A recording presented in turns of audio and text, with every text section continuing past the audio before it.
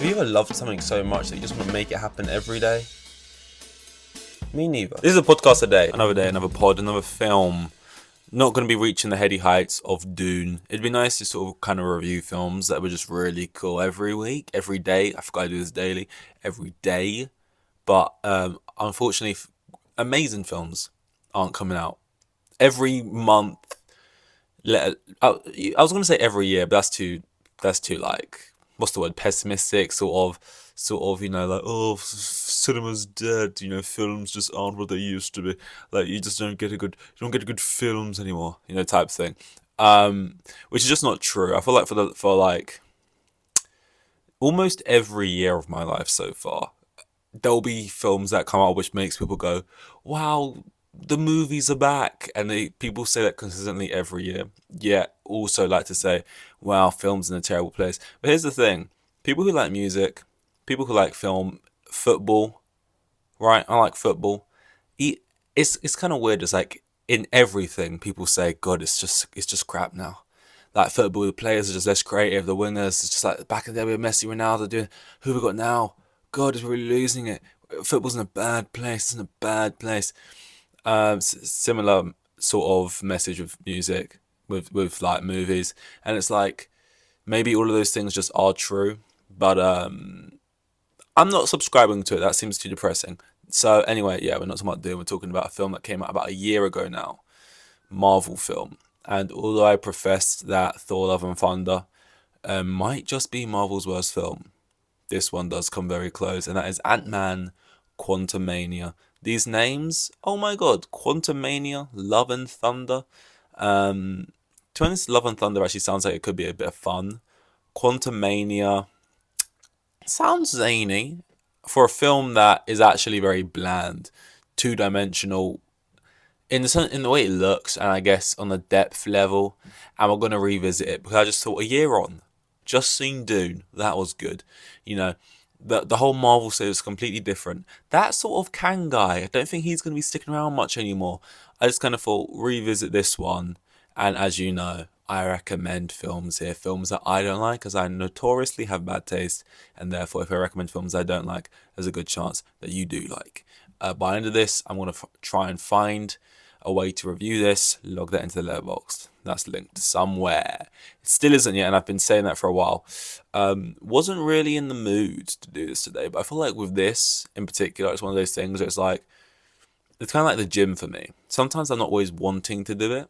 Sometimes I do like with Dune. I just want to talk about Dune a lot, and certain films. But a lot of times, not a lot of times, but a fair amount of times you don't want to, but it's like the gym. It keeps you honest. I said like I go gym, like I'm speaking for experience, but it keeps you honest. It's the feeling after doing it, like, oh, I feel better, just a little bit better, just because I got myself to do it.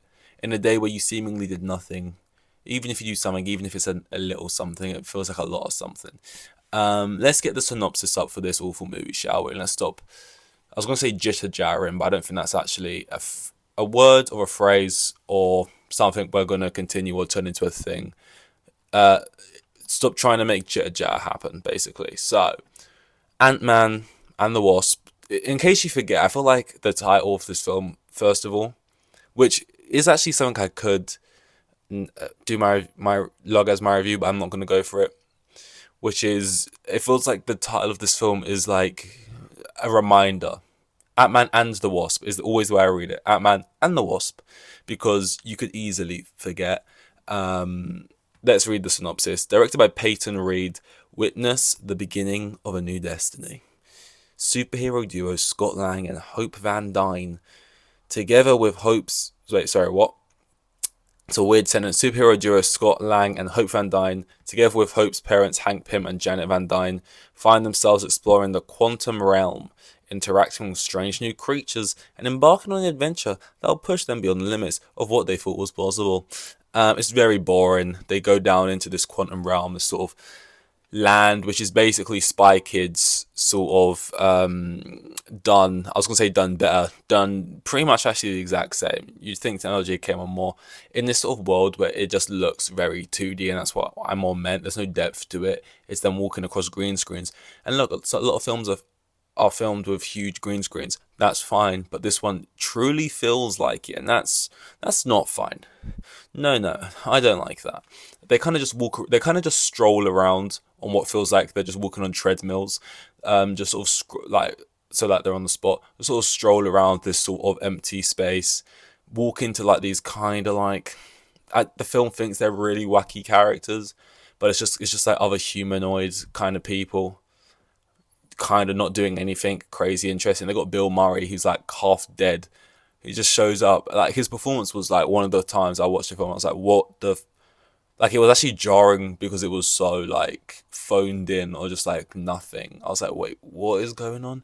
He's like, yeah, I'm just, yeah, hope, no, don't. That's literally how, from what I remember. But let's look at more of Peyton Reed's films. He's directed this 2023 because I like to try and get like a grasp because I don't know much about directors realistically. I know Denny Villeneuve a lot because obviously he's doing his thing right now, Dune. And obviously he's had like Arrival, he's had like what's that one, Blade Runner and stuff. And obviously, like Christopher Nolan, Greta Gerwig, Scorsese, Tarantino. But there's a lot of directors who do like a lot of films, and you're just like, oh wow, the guy did Baby Driver, also did like this, and this, and it's like kind of nice to piece it together. Like this guy, he did Yes Man, with Jim Carrey. When you got to say yes to everything. I remember seeing that. He did the two other Antmans. He did Bring It On. I've seen that. He did Love Bug. I vaguely think I remember that. And I think that is everything I recognize. Couple like rom-com looking stuff. The classic rom-coms where like the movie poster is a plain white background and the two actors sort of standing back to back giving like a little grin to the camera, little grinchy grin.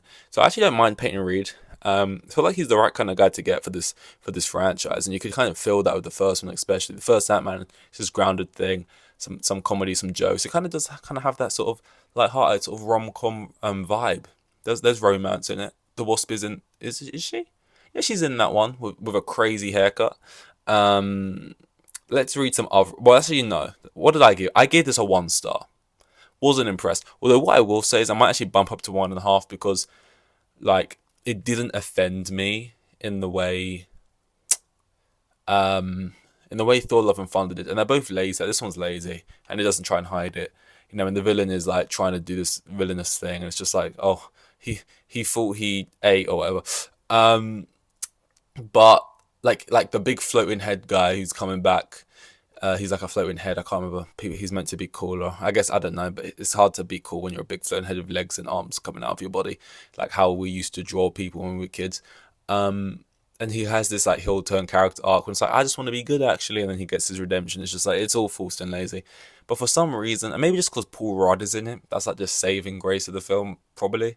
But like Thor just had a certain something about it that just was like chewing on the part of my brain where cringe resides, and I don't know, it was more obnoxious maybe, and like I just walked away. I was watching Ant-Man just thinking like this.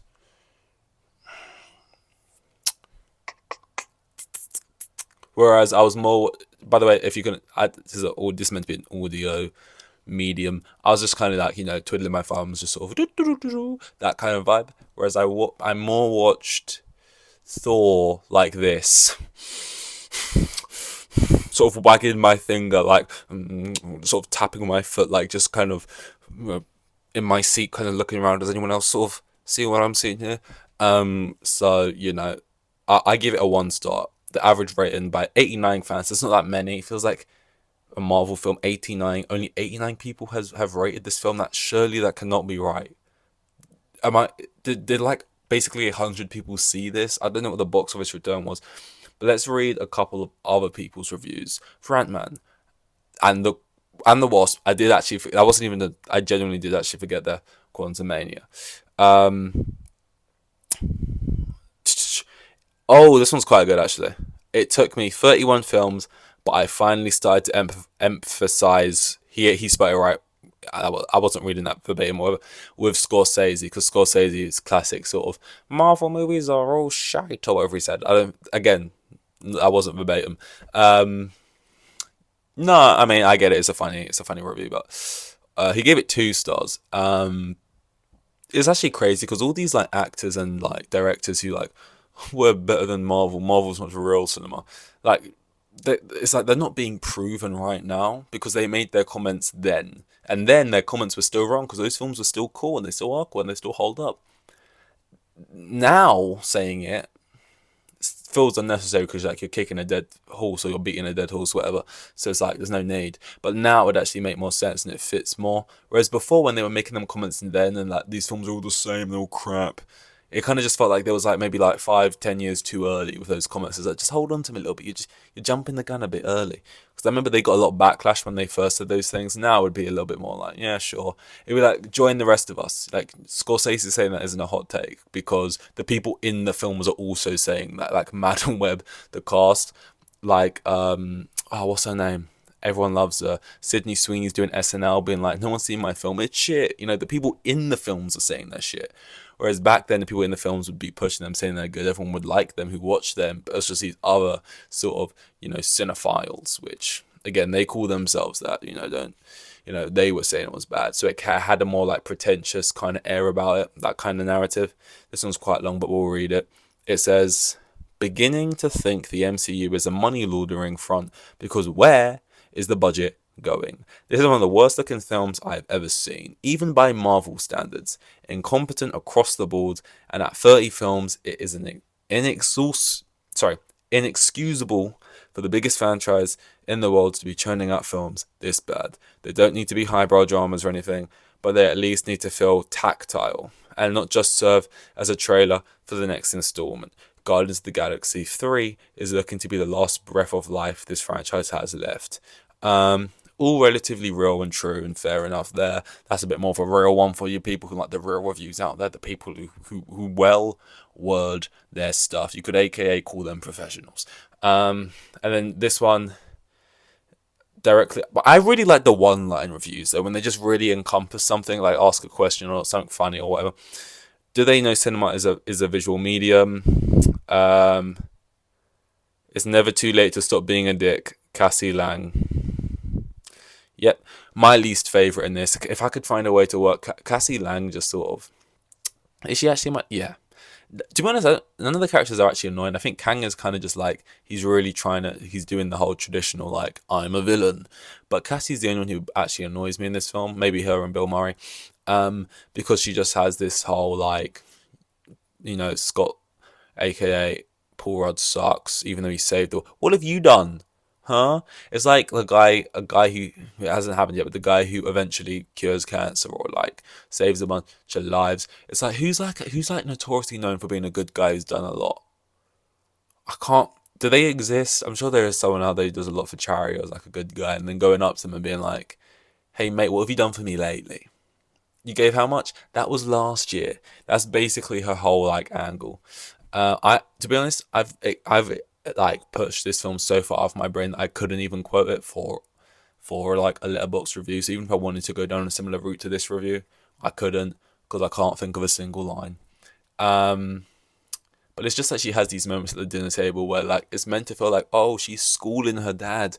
Oh wait, she's hitting some home truths here. She's right, Paul. But it's like a couple films ago he brought like half of everyone back to life. Well, everyone back to life, which was half of everyone. He was like kind of helpful in that, and he was like fighting the good fight. And now it's like, why are you not doing what I'm doing? I'm out in the street throwing grenades at the police, whatever. I don't know what she's doing. Oh yeah, everyone joking down here about how Jonathan Majors, who, big guy, you're a big guy, easily gets sort of beaten. Well, not easily, but he loses to Antman. This guy's meant to be threatening, and in this film he loses to a single ant. I'm gonna give this a review of just something nice and simple, like this Kang guy seems cool. Can't wait to see more of Jonathan Majors or something like that. Can't wait to see more of this Jonathan Majors guy in the MCU. He seems great. Can't wait to see a little bit more of him in phase 17 that we're moving into. I'm sure he's done nothing. I can't wait to see, we'll go with something like that. Because honestly, it's one of those films where you don't need to sit. Well, you can, and some people like that. You don't really need to sit and go, like, really break it down for why it's bad. It's so bad that you can kind of just make a one line about it, and it sort of encompasses it. You know, it's never too late to stop being a dick. Quote from Cassie Lang. It's like that kind of just encompasses the film. Okay, I guess I'm not anymore then. I guess I'm redeemed. I guess that's just something with Sean Hun for no reason. Like it just sort of oh, that's the vibe they did here. Okay, I get you now. I get you. But yeah, pretty short one, but you know, it's one regardless. Antman and the Wasp, Quantumania, little review, little cheeky poddy pod, because it's another one. It's daily. It's 358 maybe. I don't even know. And I'll see you in the next one.